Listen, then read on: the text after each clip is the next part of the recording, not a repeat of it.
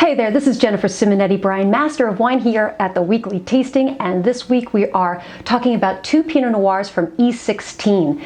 These are two Pinot Noirs from the Anderson Valley of two different vintages, 2014 and 2015. So these wines are beautiful. I love these two Pinot Noirs, and one of the things that we always talk about California Pinot Noirs, we always talk about Sonoma, we talk about Santa Barbara, but if you know your stuff, you can find these gems out there, like from the Anderson Valley. I think a lot of the country has not really grasped on to the Anderson Valley like they should, but that's a great opportunity for you to kind of know what's what.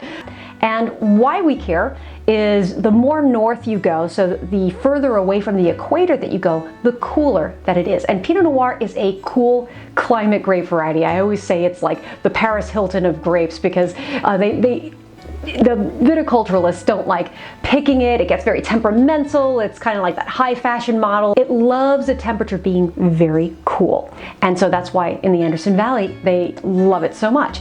And it's at the 39th north parallel of latitude, right? So what does that mean? It actually means a lot of sunshine because at 39 degrees north latitude, there's also Portugal, Spain, and Italy. So they're known for lots of sunshine. So here we have a region that is cool and very, very sunny. Also, we have diurnal temperature difference here, huge diurnal temperature difference. So just like we see in Santa Barbara, where the mountain range runs from east to west, so it pulls all of that Pacific Ocean air all the way through, so it has a moderating effect. It's similar to the Anderson Valley, but also you have mountain ranges that run north-south, and like the Napa Valley, right? In the Napa Valley, when it runs from north to south, the mountain ranges prevent the cool air from coming in. So in like Napa Valley, it's like too warm to grow Pinot Noir there. That's why in Santa Barbara, because it's got that cooling effect. And same thing with the Russian River Valley. You have that cool moderating influence of the ocean as well as from the river, because the Anderson Valley runs along the Navarro River that empties out into the Pacific, just like the Russian River Valley. So that has a real moderating effect, but even so, the angle of this valley is not, you know, east-west, and it's not north-south, so it's kind of somewhere in between. So the closer you get to the ocean, the cooler and more moderated it gets. But as you go further east, you see a huge difference between morning temperatures, afternoon temperatures, and evening temperatures, which is also known as a diurnal temperature difference. So you can see anywhere from 40 to 50 degree difference. And why we care about that is because, as we said, Pinot Noir is very temperamental about temperature. So here, it is when they pick the grapes, it retains all of that acidity. So when they pick at nighttime or really early hours in the morning or in the middle of the night, they have it's a cool influence on this, so it helps the grapes retain that acidity. So that gives it its really wonderful structure. So it's cool and sunny, and it also allows for those tannins to ripen as well. So we've got a great structure here. I'm going to take you through these wines, and we'll start with the 2014. The first wine we have from the E16 winery is the 2014 Anderson Valley called the West End Pinot Noir. And this is a deliciously complex and concentrated Pinot Noir. Now, I had to look it up. E16 gets its name from a highway in California, E16.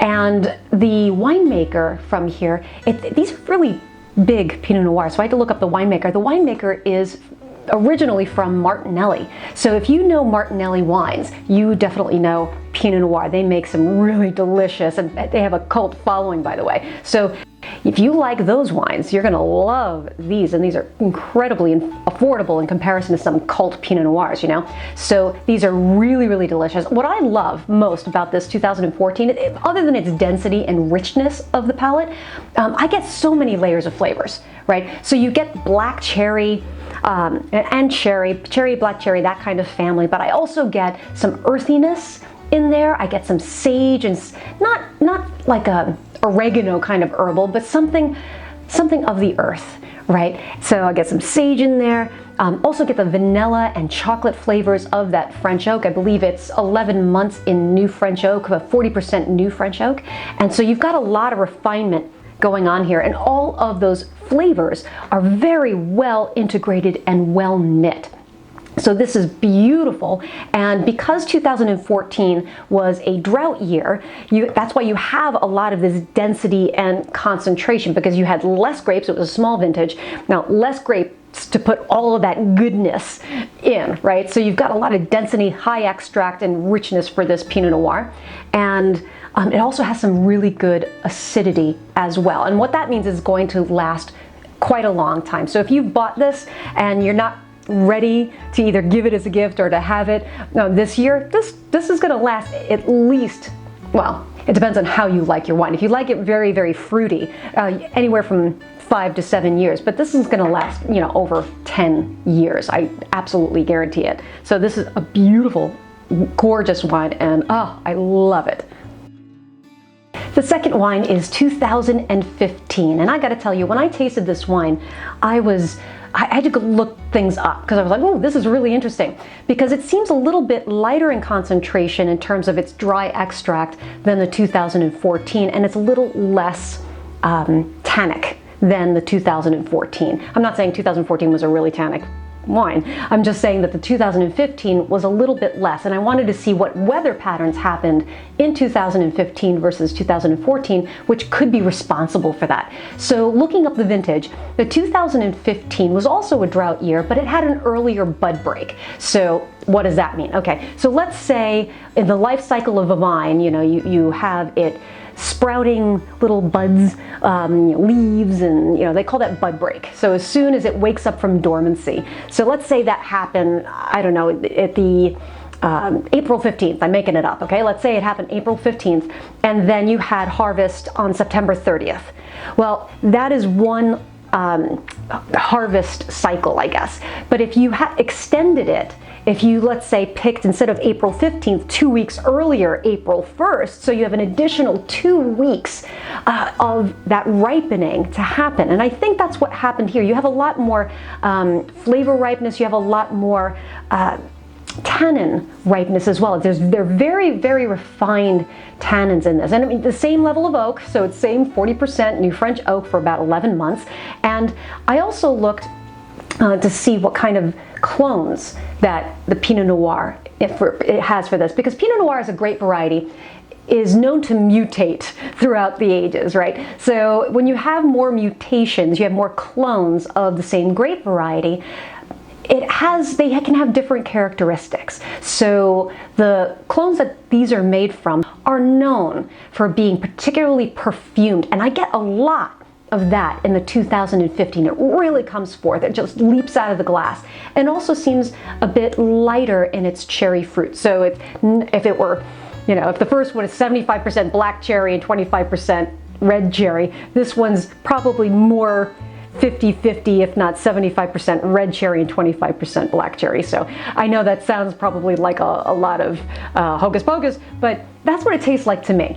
So it's got a little bit of a lighter concentration, and it's very, very supple. It's amazing to see the differences that these two wines have, and the only thing that separates them is the vintage. And on the palate and the nose, I don't get as much earthiness as I get in the 2014. But I get a lot of spice, a lot of brown spice in this wine. Again, the vanilla, the chocolate, but I also get kind of a definite brown spice. I can't really put my finger on it, but it kind of goes into that category. And the finish of both of these wines is so long. The flavor just keeps going and going and going and going. And that's an indication of a high quality wine right there. So I hope you enjoyed these wines. I really enjoyed picking them out for you, and I will see you next time.